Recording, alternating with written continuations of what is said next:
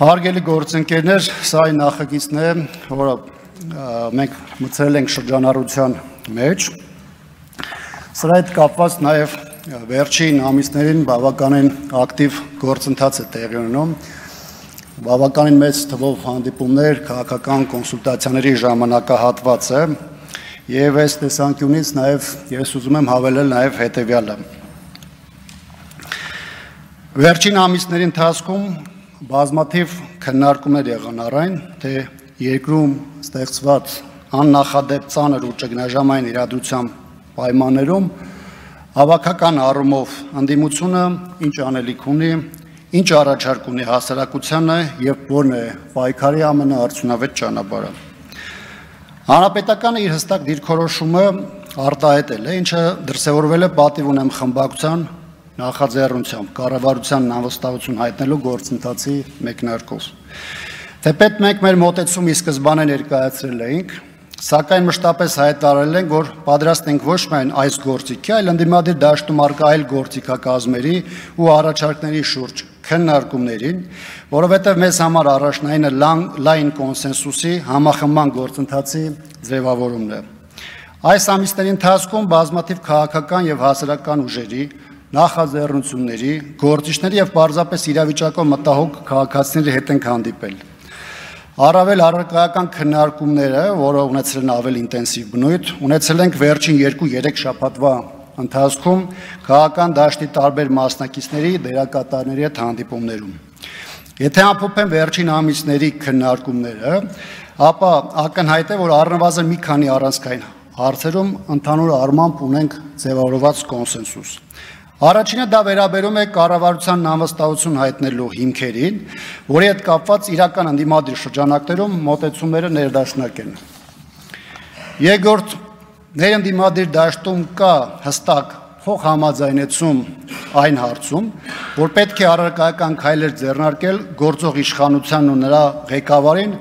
կոմֆորտ զոնայից դուրս բերելու եւ իրականության հետ առերեսվելու համար։ Երրորդ, ընդդիմադիր դաշտում գերիշխող է այն մոտեցումը,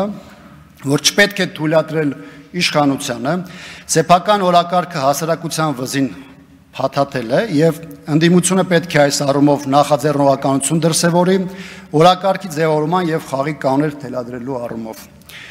Չորրորդ, ընդդիմադիր դաշտում առկա է ընկալում, որ մեր երկրում ու դրա շուրջ տեղի ունեցող իրադարձությունները կարող են պատուհան բացել ներքաղաքական պրոցեսները արդյունավետ ռեսերի վրա դնելու եւ մեր քաղաքացիների առաջ բարձր պատասխանատվություն ստանձնելու համար։ Հինգերորդ, ներընդդիմադիր հարաբերություններում ավելի շատ առկա է փոխըմբռնման, միմյանց ձեռք սեղմելու եւ համախմբվելու տրամադրություն, քան հակադրվելու, ինչը բարենպաստ պայմաններ է ստեղծում համազգային ճակատի ձևավորման համար։ Վեցերորդ, բոլորս էլ գիտակցում ենք, որ մեր քաղաքացիներն իրադրության առանձնահատկություններն ու վտանգավորությունը գիտակցելով մեզանից ակնկալիք ունեն, որ մենք շարժվենք ոչ միայն ընտրական տրամաբանության շրջանակներում, այլ անենք մեզանից կախված հնարավորինը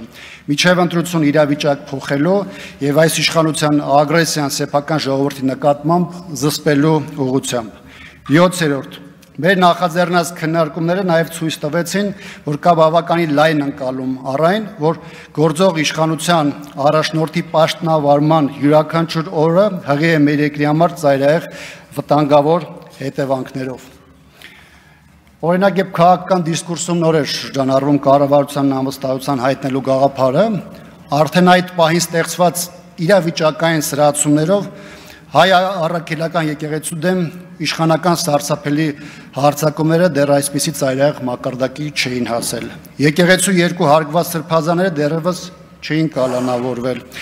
Մեզ հետ միասին էր մեր ընկեր Արտուր Սարգսյանը, արցախցի մեր գործընկեր Դավիթ Գալստյանը, նահատակված մեր հայրենակից Ակոբ Ռոստոմյանի հարգարժան հայրը, Արա Ռոստոմյանը, բազմաթիվ քաղաքական բանտարկյալներ, բարերար Սամվել Կարապետյանը։ Ի վերջո չկային Վաշինգտոնյան պայմանավորվածություններն ու հասարակությանը մոլորեցնող տոտալ կեղծիքի արմատական դրսևորումները։ Հարգելի գործընկերներ, մինչ այս լսումները տեղի ունեցած քաղաքական կոնսուլտացիաներն ու այսօրվա միջոցառումը պետք է դառնան այն հանգրվանային կետը, երբ կստակեցվեն ոչ միայն մեր դիրքորոշումները, այլ հնարավորություն կստանանք շարժվելու իրավիճակից բխող լավագույն ճանապարհով։ Հանրապետականի առաջարկն արդեն հնչել է, լայն քննարկումների առարկա դարձել, եթե կան այլ մոտեցումներ եւ լուծումներ, մենք պատրաստ ենք դրա դետալային քննարկմանը։ Եկեք մի կողմ դնենք այս կամ այն փուլում մեր մեջ եղած բոլոր տարաձայնությունները, նեղ քաղաքական շահերը եւ մանրամասն քննարկումներով կարծիքների փոխանակմամբ հասնենք առավելագույնս մեծ կոնսենսուս ապահովող եւ դրա իրականացման համար վստահելի ու փոխընդունելի գործիքների շուրջ համաձայնության։